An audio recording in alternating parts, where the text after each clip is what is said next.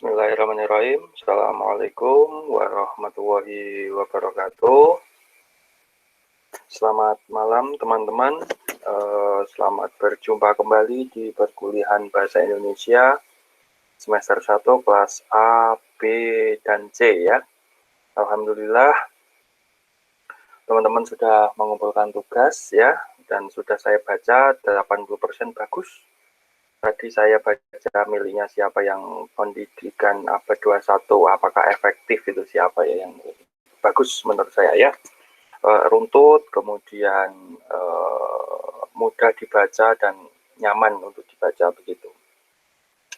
Nah, Bapak Ibu lagi, saudara-saudara sekalian, malam ini karena saya buatnya ini malam ya, saya akan menyampaikan materi selanjutnya. Kemarin Anda sudah menulis tentang esai, bertahap sambil saya baca-baca ya, ada yang bagus, ada yang biasa, ada yang belum bagus begitu ya. Tapi intinya 80% sudah mampu menulis bagaimana menulis esai yang esai ilmiah tentunya ya, esai yang disertai dengan bukti-bukti yang akurat begitu. Nah, saudara-saudara sekalian, pada pertemuan kali ini kita akan berbicara tentang bahasa akademik dalam karya ilmiah. Mengapa begitu? Karena memang mahasiswa itu dituntut untuk mampu menggunakan bahasa akademik. Ya, bahasa akademik itu beda dengan bahasa pergaulan sehari-hari, di mana bahasa akademik itu diatur, dibatasi oleh aturan atau oleh kaidah, di mana kaidah kebahasaan itu disebut dengan PUEBI atau pedoman umum ejaan bahasa Indonesia. Dan Anda sudah mendownload ya, dulu di awal perkuliahan saya menyuruh Anda untuk mendownload PUEBI kamus yang dimasukkan ke handphone Anda. Baik teman-teman, bahasa akademik dalam karya ilmiah, karena mahasiswa itu identik dengan karya ilmiah. Karya ilmiah adalah karya yang bersifat ilmiah ya, ilmi itu dari kata ilmu, yang bersifat keilmuan, tidak bahasa akademik yang hanya sekadar mengucapkan tetapi tanpa adanya aturan-aturan tertentu. Karena apa yang diucapkan dalam bahasa akademik itu harus ada dasarnya, harus ada kaidahnya begitu. Baik teman-teman, kita lanjutkan. Lah, filosofinya begini teman-teman. Seorang filosof besar dari Tiongkok namanya Kongfuce, atau biasa disebut Konfuisme. Namanya juga confuse, membingungkan. Ya memang betul, filosof Cina itu untuk membingungkan. Tapi pesannya dalam itu. Ya kayak dulu kalau Anda nonton Kerasakti itu kan ada biksu Tong ya.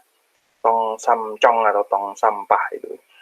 Yang Tong Samcong yang kosong adalah berisi adalah kosong. Itu membingungkan bagi anak SD, tapi bagi orang dewasa yang sudah mampu berpikir secara ilmiah, itu maknanya luar biasa.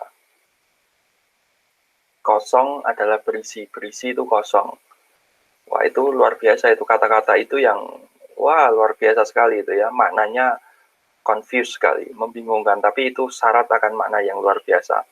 Nah, begini kata Konfusius, guru, apa yang akan Anda lakukan pertama-tama andai kata guru diberi kekuasaan negara? Wah, muridnya bertanya kepada si Konfusius, guru, apa yang Anda lakukan pertama-tama andai kata guru diberi kekuasaan negara? Jawabannya adalah pertama-tama yang akan kuperbaiki adalah bahasa. Mengapa? Karena selama penggunaan bahasa belum benar, maka yang diucapkan bukanlah yang dimaksud tidak dikerjakan, dan yang dikerjakan bukan yang dimaksud. Bingung toh? Iya, membingungkan. Tapi bisa ini dicerna pelan-pelannya. Oke, saya ulangi. Pertama-tama yang akan kuperbaiki adalah bahasa. Oke, bahasa ya. Mengapa? Karena selama penggunaan bahasa belum benar, penggunaan bahasanya belum benar, maka yang diucapkan bukanlah yang dimaksud. maka yang diucapkan bukanlah yang dimaksud, karena bahasanya belum benar. Dan yang dimaksud tidak dikerjakan, karena nggak paham maksudnya apa. Dan yang dikerjakan bukan yang dimaksud, akhirnya apa? Yang dikerjakan itu salah, tidak sesuai perintah. Itu banyak sekali yang terjadi para pejabat-pejabat di Indonesia saat ini. Karena penggunaan bahasanya dipelintir ke sana ke sini. Iya. Yang baru ngetren kemarin itu kan itu ya, kerumunan di Petamburan itu ya. Ya, ada ulama yang berbicara dengan kata-kata kasar, kemudian malah ditangkap polisi gitu ya. Termasuk ada orang yang mengaku Ustadz Mahir gitu ya, Mahir Atwalibi atau siapa. Menurut saya itu bukan Ustadz. Ustadz itu kan guru ya. Saya kira guru-guru saya ketika berbicara atau ketika mengajar tidak mungkin menggunakan kata-kata sejorok itu. Ya karena itu tadi, karena bahasanya belum benar, bahasanya belum benar, apa yang diucapkan itu bukanlah yang dimaksud juga tidak dikerjakan, dan yang dikerjakan bukanlah yang dimaksud. Oleh karena itu menjadi rancu, maka hukum jadi kacau, pasti pemerintahan jadi ruwet, negara berantakan. Ya seperti saat ini di Indonesia. Terus gimana? Ya kalau pemimpin saat ini paham, dibenahi dulu bahasanya. Itu secara abstrak ya. Bahasa dalam artian itu bukan penggunaan bahasa Indonesia yang baik dan benar, tetapi penggunaan bahasa yang jelas, ya toh, tidak bermakna ganda kan gitu, dan bisa dipahami oleh lawan bicara. Kuncinya di situ kok. Nah misalnya begini, pemerintah menghimbau untuk tidak berpergian pada akhir tahun. Bahasa itu menurut saya salah. Pemerintah menghimbau agar tidak melakukan kerumunan di malam tahun baru. Menurut saya itu salah. Harusnya apa? Pemerintah melarang. Sekali lagi melarang, langsung saja.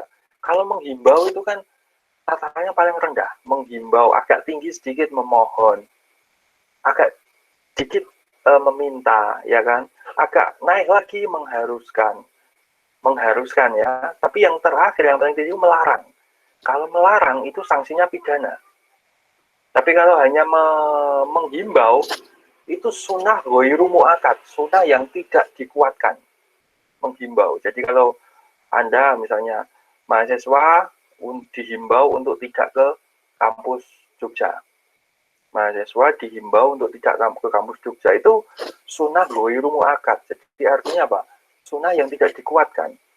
Ya kalau bisa nggak usah gitu loh. Bahkan makruh gitu ya hukumnya. Itu dihimbau. Jadi dihimbau, para penonton dihimbau untuk tetap tenang. Orang tenang ya nggak ada yang marahin. Tenang alhamdulillah, enggak juga nggak apa-apa. Ya tenang ya tidak alhamdulillah, ding. Tenang ya sudah tenang, tidak tenang ya sudah gitu loh. Nggak ada masalah. Itu sama, negara kita kan begitu, tidak tegas. Terus kemudian ada lagi, masyarakat diharapkan, wah namanya juga mengharap ya, kadang-kala harapan tidak sesuai dengan kenyataan kan begitu. Itulah kenapa harus bahasa diperbaiki. Nah, dari situ Konfuse mengatakan bahwa pertama-tama yang akan ku perbaiki adalah bahasa, dan menurut saya itu masuk akal. Walaupun kok bisa bahasa, harusnya ya ke ekonomi dulu, setelah ekonominya baru enggak. Konfuse mengatakan itu bahasa, karena dianggap bahasa itu menjadi sangat penting. Terus kaitannya apa Pak dengan karya ilmiah? Loh iya, karya ilmiah itu bisa bagus itu karena penggunaan bahasanya yang bagus pula. Cara penyampaiannya lugas, cara penyampaiannya itu tepat, kan begitu. Tidak hanya sekadar membuat tulisan karya ilmiah, tetapi bahasanya bertele-tele. Nanti malah jadinya nggak ilmiah. Gitu. Jadi bahasa ilmiah itu singkat, padat, jelas, to the point. Tidak perlu basa-basi. Itu filosofisnya, teman-teman. Nah, terus bagaimana sih kriteria bahasa akademik yang baik itu? Bagaimana kriteria bahasa akademik yang baik itu? Kriteria bahasa akademik yang baik yang pertama adalah baku, ya. Baku itu apa ya? Baku itu ya berarti sesuai dengan kaidah, ya. Nah, jangan menggunakan lo gue, malah jadinya nggak baku. Kemudian yang kedua, menggunakan terminologi keilmuan.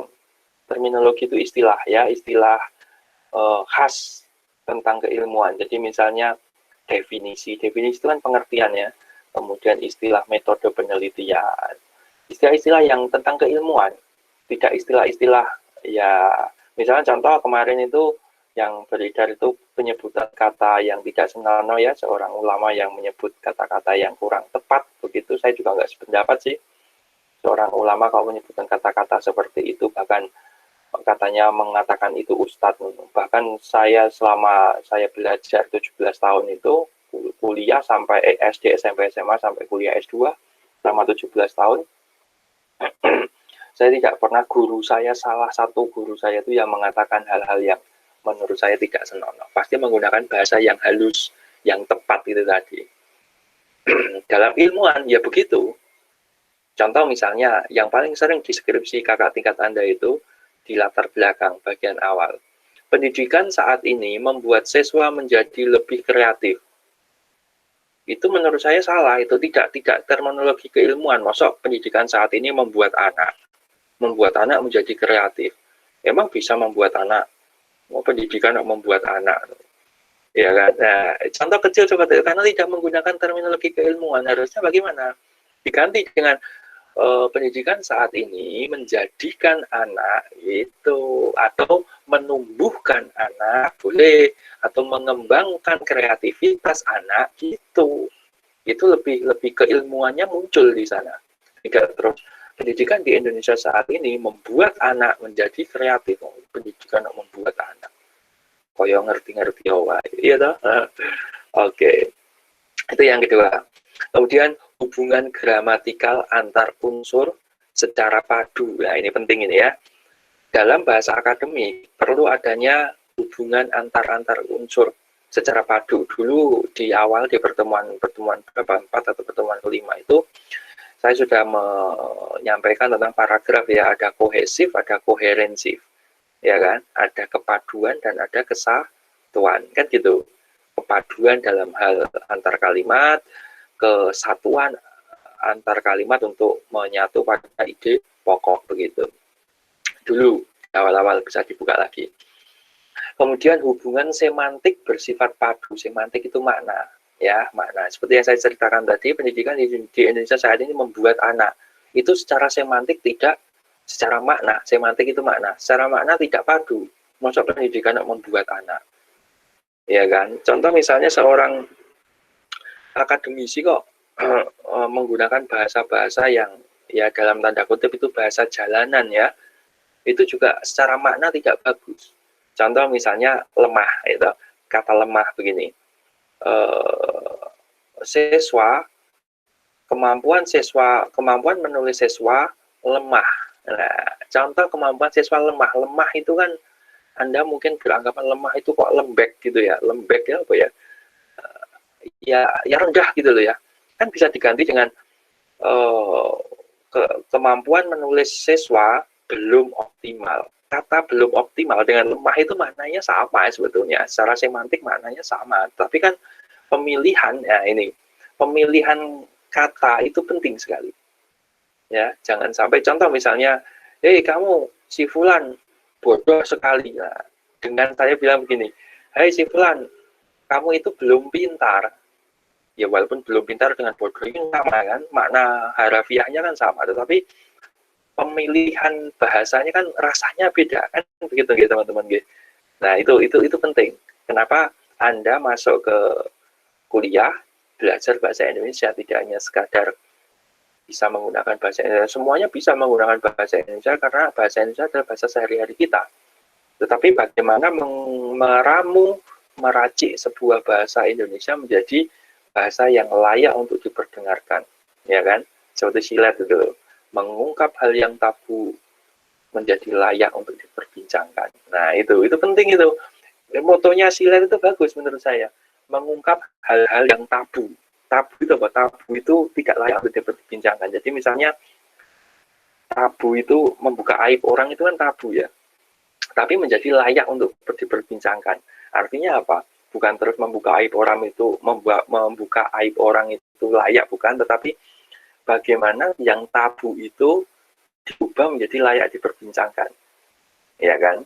Contoh misalnya ada seseorang yang memakai baju itu jilbabnya warnanya merah, bajunya warnanya kuning, celananya warnanya putih, sepatunya warnanya loreng-loreng, itu kan nggak match ya.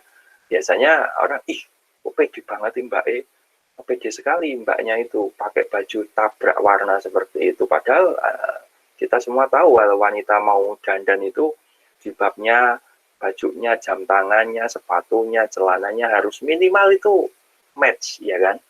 Nah, bagaimana supaya itu layak diperbincangkan, bukan terus jangan bergaya seperti itu, tetapi lebih pada diberikan edukasi kan begitu.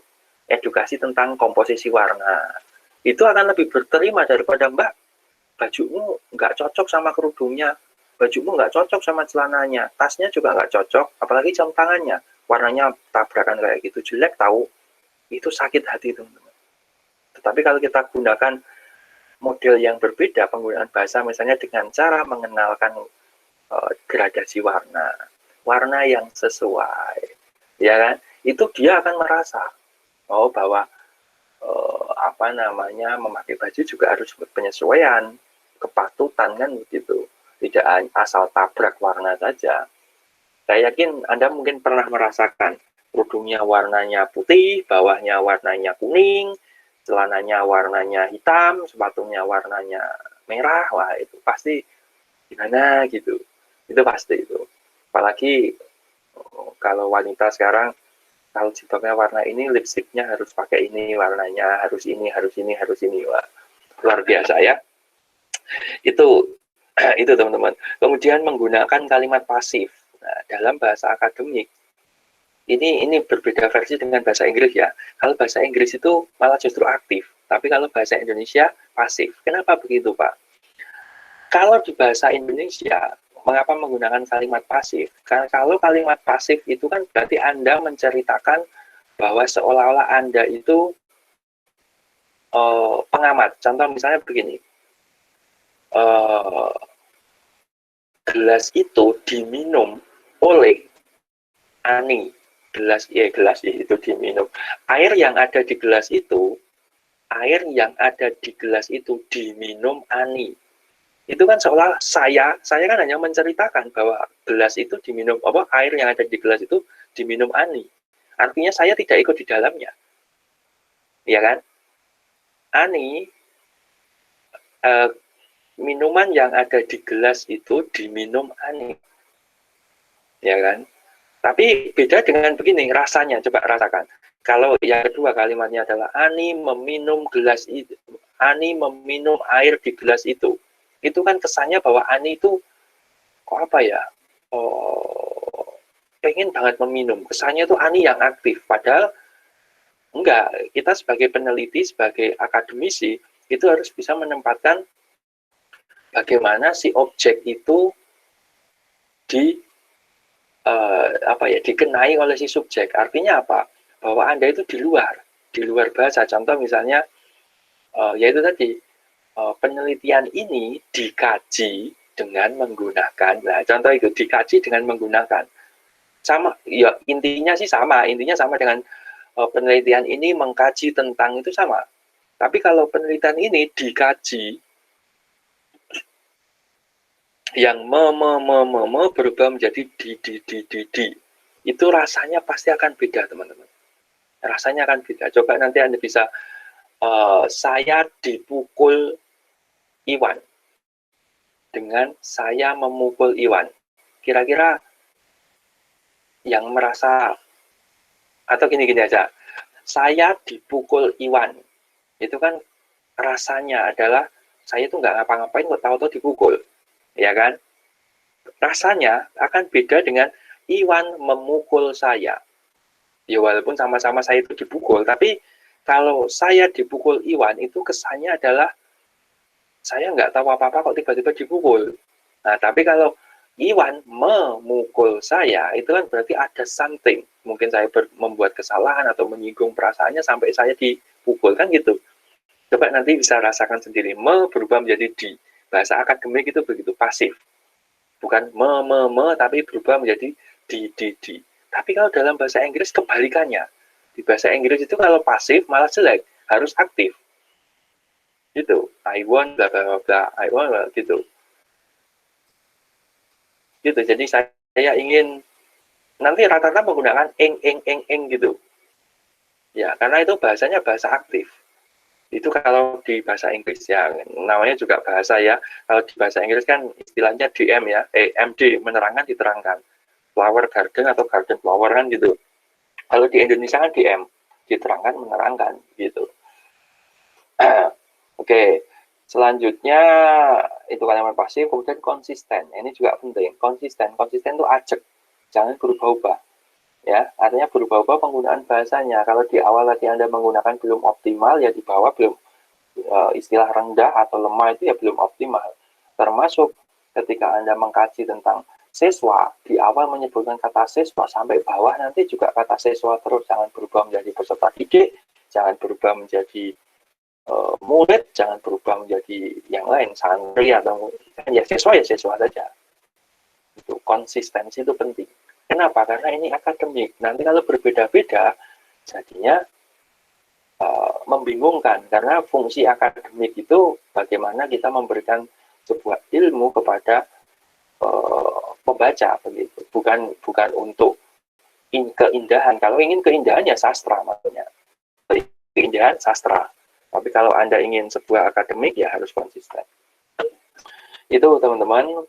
Nah, seperti yang saya ceritakan tadi, lemahnya pendidikan, nah itu kan bisa diganti pendidikan belum optimal.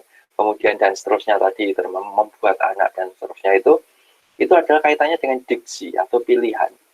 Ya, kalau seperti ini ada kata baku, kata yang lazim, itu kata yang lazim itu artinya ya biasa digunakan, itu lazim, wajar, ya, dikenal masyarakat, itu lazim. Mungkin banyak kata-kata lazim yang Anda baru tahu ya beberapa tahun, trennya itu beberapa tahun kemarin. Misalnya apa? Incumbent. Apa itu incumbent? Bahasa Inggris itu incumbent. Bahasa Indonesia apa? Petahana. Ya, misalnya Jokowi adalah calon presiden petahana. Mungkin Anda sering mendengar di berita. Petahana itu ya artinya incumbent, bukan pertahanan. Petahana. Petahana itu ya apa gitu ya, orang yang masih menduduki dan ingin orang yang masih menduduki jabatan dan ia ingin mendudukinya lagi, itu namanya petahana, mencalonkan lagi. Kemudian apalagi dulu tidak lazim tapi sekarang jadi lazim, misalnya daring. Dulu orang mengenal, kamu online nggak, sekolah online, apa online, atau OL gitu ya, OL, kamu OL nggak, OL gitu. Sekarang daring istilahnya, dalam jaringan online. Di Indonesia kan, dan istilah daring baru populer 1-2 tahun ini, apa-apa daring. Begitu juga kata luring, luring itu offline, luar jaringan. Mungkin bahasa luring masih sering atau sering tidak digunakan daripada daring. Sekolah daring, luring itu ya mungkin banyak yang belum menggunakan, lebih nyaman menggunakan offline. Dia offline, nah, offline itu luring. Dia online, daring. Jadi misalnya, WA-nya daring. Status WA-nya sedang daring. Nah, jadi daring itu online, maksudnya begitu status WA-nya. Status WA-nya daring kok. Di chat cuma centang biru, nah, gitu. Centang 2 dan dibaca gitu. Kemudian ada kecermatan. Nah, ini juga penting, pemilihan idiom. Ya, idiom yang tepat, hati-hati, banyak sekali. Jadi terdiri atas titik-titik, bukan melainkan tidak tetapi, banyak sekali. But also, not only. Nah, kalau but mesti also. Not only, but also, not only, ya toh, but also, not only. Itu paduan kalau di bahasa Inggris, kalau di bahasa Indonesia yaitu bukan, melainkan, tidak, tetapi. Saya bukan pria, melainkan wanita, misalnya gitu. Tapi tidak terus, saya tidak wanita tapi perempuan, tidak bisa. Jadi tidak dengan bukan itu pasangannya, penggunaannya berbeda. Kalau bukan itu ya mungkin ya ada kesempatan untuk mungkin salah.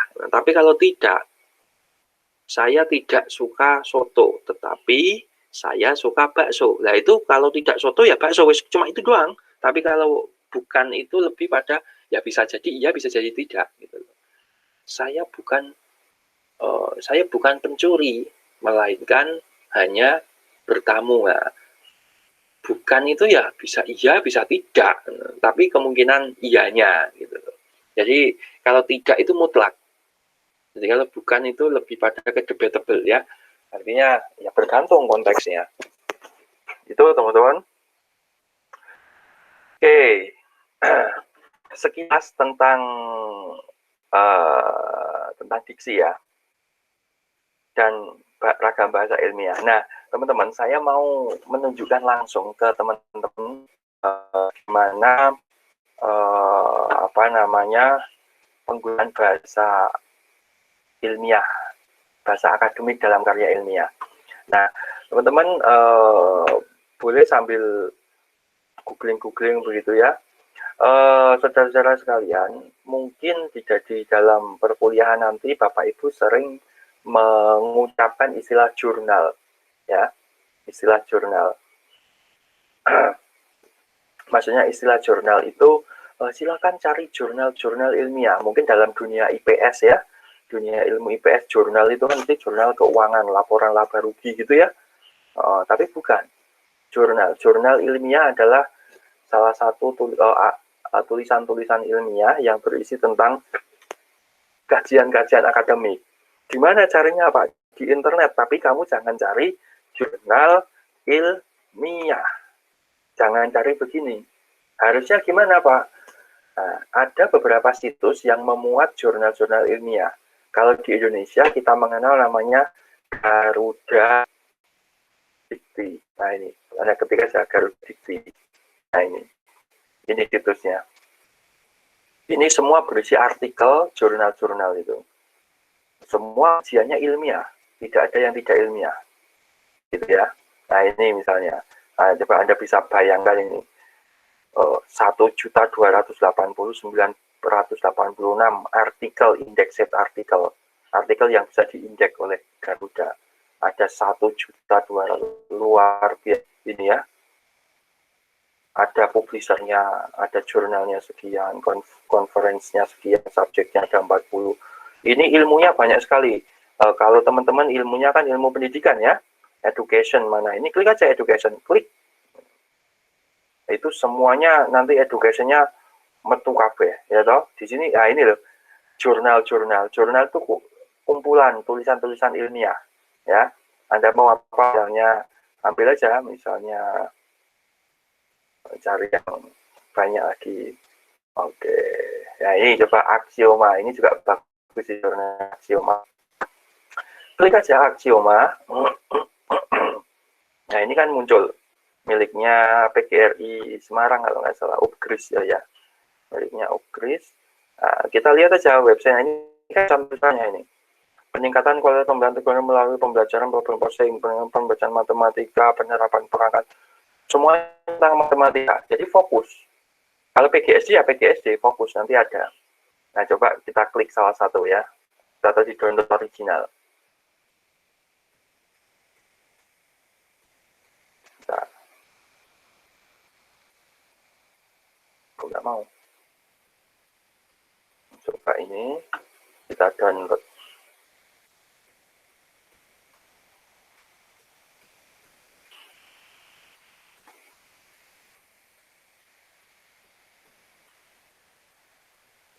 Bentar teman-teman, loading biasa kalau malam. Loh kok mercusuar? Coba kita cari pakai ini. Nah, contoh ini aja, ya nanti bisa di searching sendiri di websitenya Axioma ya, websitenya Axioma. Oke, misalnya ini abstrak. Penelitian ini merupakan penelitian tindakan kelas yang bertujuan meningkatkan dan seterusnya ya. Ini semuanya menggunakan bahasa baku. Dan teman-teman, sekali lagi, karya-karya ilmiah seperti ini itu menjadi sangat penting. Ya, ketika nanti Anda menulis karya ilmiah, menulis makalah, menulis PKM penelitian ya, itu akan sangat berguna karena ini menjadi menjadi rujukan peningkatan kualitas. Nah, ini kan ada hasilnya. Hasil penelitian ini digunakan pada penelitian ini digunakan dua siklus yang masing-masing siklus persiapan metode. Hasilnya mana hasilnya?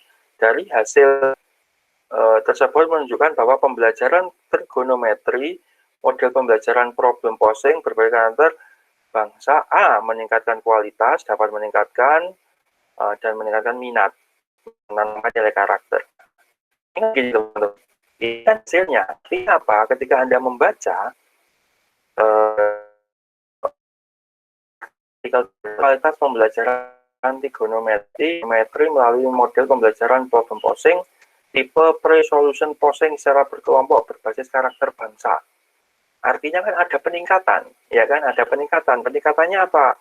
Peningkatan kualitas pembelajaran berimbas pada prestasi, meningkatkan minat, gitu, minatnya, menanamkan nilai karakter bangsa, kan begitu. Artinya dalam bahasa akademik itu perlu adanya sebuah konsistensi yang sifat keilmiahan ya. Lagi kita cari yang lain, kita cari yang lebih baru coba. Ini 2012. Oke, kita cari yang lain. Ini yang terbaru supaya lebih. Nah, waduh, nggak bahasa Inggris ya. Ini yang bahasa Indonesia saja. Efektivitas model pembelajaran discovery learning. Berbantuan e-learning ditinjau dari kemampuan pemecahan masalah.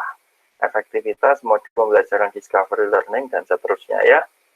Oke, berarti kan ini kan penelitiannya nanti efektif tidak sih pembelajaran discovery learning berbantuan e-learning kan begitu. Nah, kita lihat di sini Anda baca tujuannya untuk mengetahui efektivitas dan seterusnya. Kemudian hasilnya adalah keefektifan model pembelajaran berbantuan disebabkan oleh sintak model berbantuan e-learning, yaitu proses pembelajaran bisa mengunduh terlebih dahulu dan seterusnya dan sebagainya. Artinya apa? Efektif kan begitu. Artinya efektif bahwa model pembelajaran discovery learning ini mau diterapkan di daring maupun di luring itu ramah masalah, tetap aja efektif. Tinggal nanti bagaimana caranya kan begitu. Ya kan? Nah, dalam dunia keilmiahan penting seperti ini. Ya, penting seperti ini. Makanya di sini keefektifan model pembelajaran berbantuan disebabkan oleh ini pasif bahasanya. Pasif. Jadi seolah-olah itu penulis itu tidak ikut campur di dalamnya. Dia hanya bercerita bahwa model discovery itu bisa berjalan karena disebabkan oleh sintak modelnya. Ya. Nah, kemudian ini dimulai dari siswa mengunduh terlebih dahulu materi dan LKS yang di-upload di web. Ya kan? Seolah-olah kan ya itulah bahasa ilmiah, teman-teman. Bahasanya pasif. Karena peneliti itu mengungkapkan, memaparkan apa yang dia dapatkan. Tidak subjektif. Karena kalau menggunakan aktif, kalimat aktif itu jadinya adalah subjektif. Saya melihat kejadian itu. Beda dengan kejadian itu dilihat oleh saya atau terlihat oleh saya.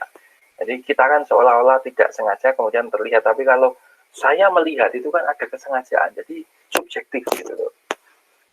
Ya kan? Nah, nanti Anda bisa merasakan itu ketika nanti sudah mulai menulis karya ilmiah. Itu ya. Ya Pak, kalau esai gimana? Kalau esai emang beda. Esai nama juga karangan khas ya, berupa features, berupa bentuknya kan khas, tidak seperti ilmiah. Jadi ya boleh menggunakan kalimat aktif itu juga boleh. Kalau pasif Pak, ya boleh, tidak apa-apa. Tapi kalau karya ilmiah itu upayakan dibuat menjadi kalimat pasif ya. Di. Penelitian ini dikaji ya gitu. Bukan penelitian ini mengkaji tentang itu nggih. Ya. Oke, ini contoh dan banyak sekali. Ini yang Indonesia, ini yang miliknya Indonesia. Oke, yang mau cari ya yang ke SD ya. Coba cari ketik aja pendidikan dasar. Klik. Nanti akan muncul banyak sekali. Nah, studi tentang pembiayaan pendidikan sekolah dasar, implikasi bias gender yang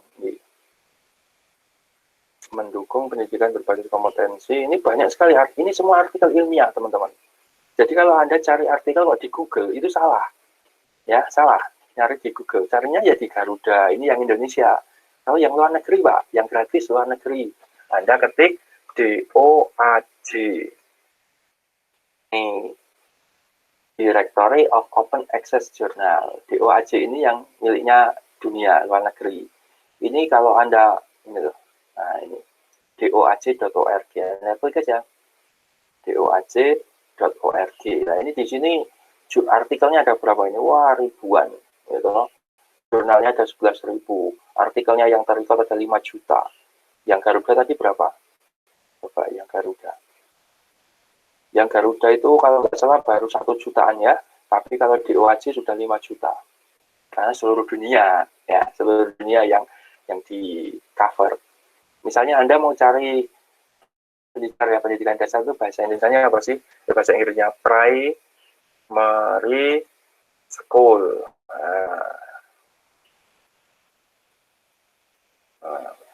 Yang boleh.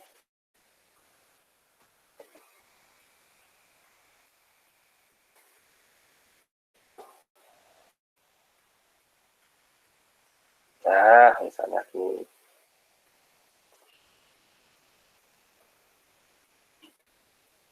Nah, ini kan ada ini yang bahasa Inggris semua. Bahkan tidak bahasa Inggris juga, ini bahasa Latin juga ada ini. Oke, ya dicari aja. Misalnya epidemic characterization of injury, mortality, and Guangdong. Wah, ini Cina ya. Kematian, angka kematian. Banyak sekali ini bahasa Turki juga ada. Ini bahasa Turki. Kemudian body survey ini bahasa Inggris.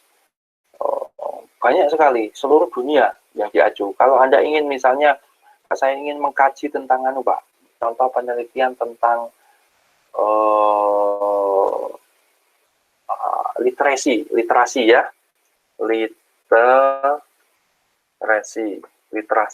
literasi ya, tentang literasi. Nah, klik aja. Nah, ini betul, nanti akan keluar semua. Nah, ini literasi and numeric studies. Association between banyak sekali. Dan ini bahasa Inggris. Tinggal diklik aja. Yang bahasanya, ini bahasa Indonesia juga ada. Inggris ada, bahasa Indonesia ada. Ini bahasa yang kita nggak tahu ya, bahasa apa ini.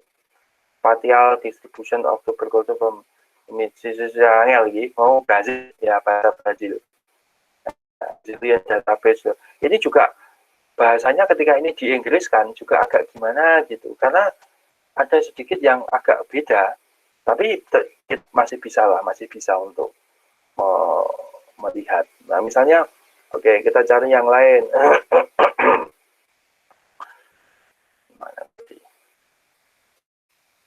Yang bahasa Inggris normal aja.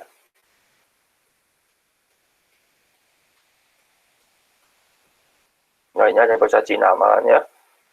Ada bahasa Cina.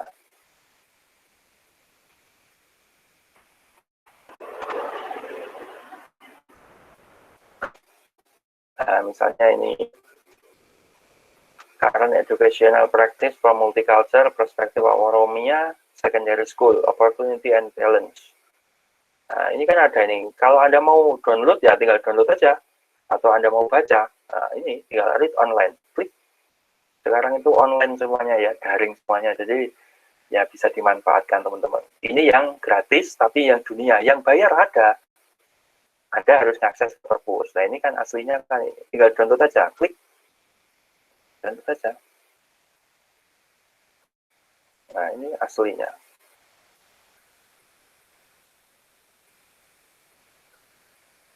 Nah ini aslinya teman-teman. Full screen. Ini aslinya. Ini dari mana ini? Dari Ethiopia. Wah, dari Ethiopia ya. Oh, seperti ini teman-teman. Nah, ini bahasa Inggris ini. Dan artikel-artikel yang dari dunia. Anda bisa, jadi sebetulnya Anda itu bisa tahu dunia melalui internet. Hanya saja kadang internet cuma untuk YouTube, untuk Instagram, tapi sebetulnya di dalam internet itu banyak ilmu-ilmu yang kita bisa baca, yang kita bisa gunakan begitu. Jadi saya kira untuk bisa berkembang, saya kira memang butuh yang namanya pengembangan diri dengan cara membaca kan begitu, membaca dan lebih pada mau mengeksplorasi hal-hal yang baru yang ada di internet. Jangan hanya digunakan buka Instagram, YouTube-an, game online tidak, tapi bisa dimainkan dengan hal-hal yang lebih positif gitu.